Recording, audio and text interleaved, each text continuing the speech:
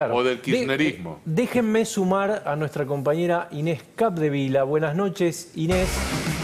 Inés dice que el verano europeo, qué lindo el verano europeo, ¿no? Tiene muchas enseñanzas para dejarnos.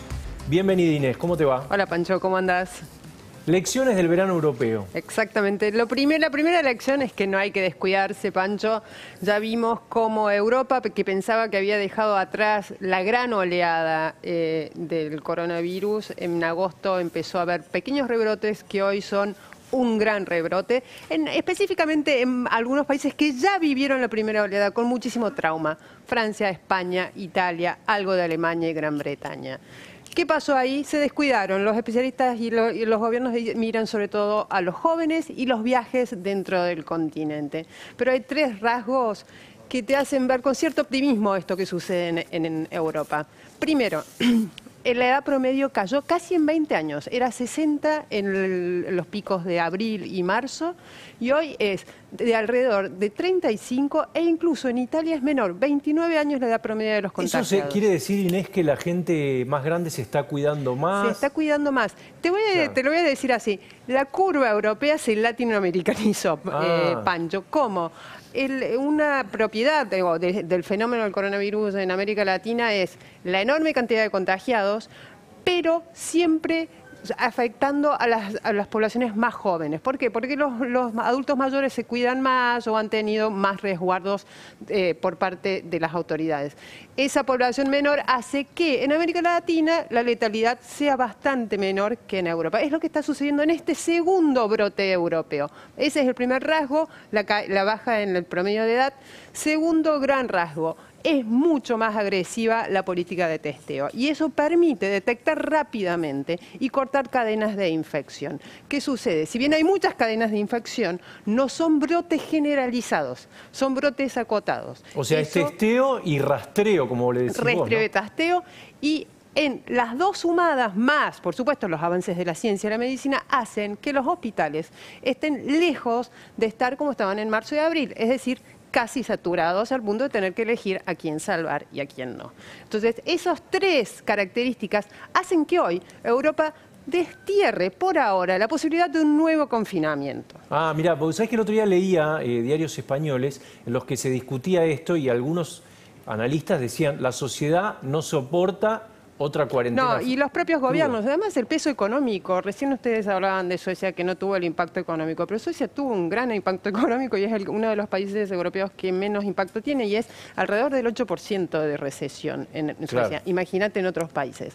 Bien, puede suceder, podemos nosotros que estamos ansiando que llegue el verano, ya pensando en la temporada, porque es parte de la recuperación económica, porque es parte de la recuperación de la sociedad en términos anímicos. ¿Puede suceder eso en la Argentina? Especialistas y funcionarios que consulté te dicen es casi improbable. Esa es la buena noticia. ¿Y por qué es casi improbable? Y acá viene la parte mala de la noticia.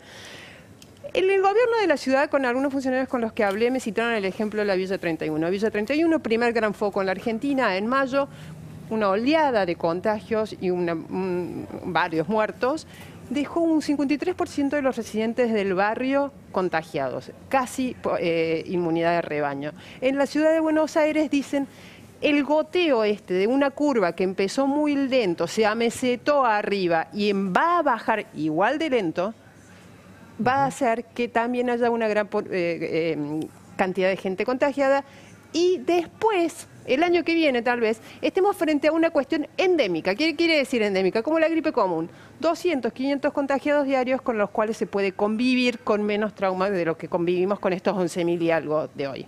Eso se traslada al resto de las provincias. Y ahí vienen las enseñanzas de Europa, Pancho.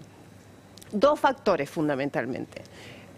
La mitad de los grandes recursos sanitarios están en el AMBA. Claro.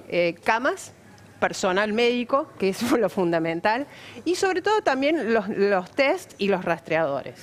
El resto, el interior, que a veces sería bueno que no nos olvidáramos que existe, ahí estamos viendo situaciones muy dramáticas con pocos recursos. A saber, me lo contaba Rosa Reina, presidenta de la Sociedad Argentina de Terapia Intensiva. Pocos profesionales exhaustos y también pocos recursos de camas intensivas, sobre todo Jujuy y La Rioja, donde el gobierno nacional tiene que enviar personal porque no hay. Esa es la primera enseñanza. Si nosotros tenemos una curva larga, ¿cómo es la que se insinúa en la Argentina, que ya pasó en nuestros dos referentes regionales, Chile y Brasil?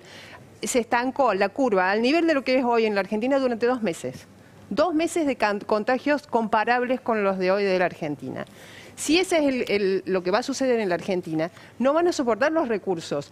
Hay camas, pero no hay profesionales. Primer tema.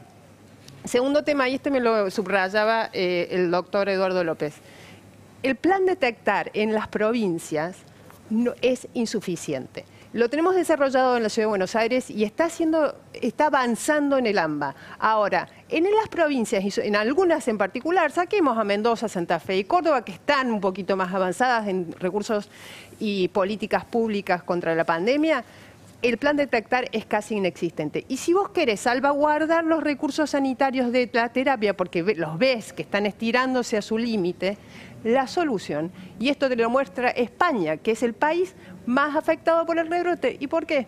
Porque es el que menos testea en comparación con el resto de Europa. Siempre volvemos a lo mismo. Y siempre volvemos a lo mismo. No es solo el testeo, Pancho, es cómo se testea, a quién se testea y qué haces con esa información. El manejo de la información, de los datos, es imprescindible para cortar las cadenas de infección que estamos viendo que están surgiendo no solo en las capitales provinciales, sino también en los interiores provinciales. Ya lo vemos en la provincia de Buenos Aires.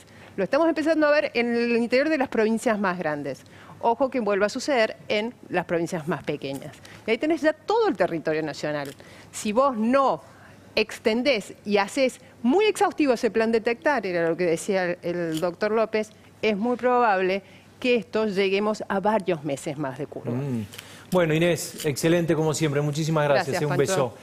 Quiero ver el WhatsApp de Beto Valdés. No sé de dónde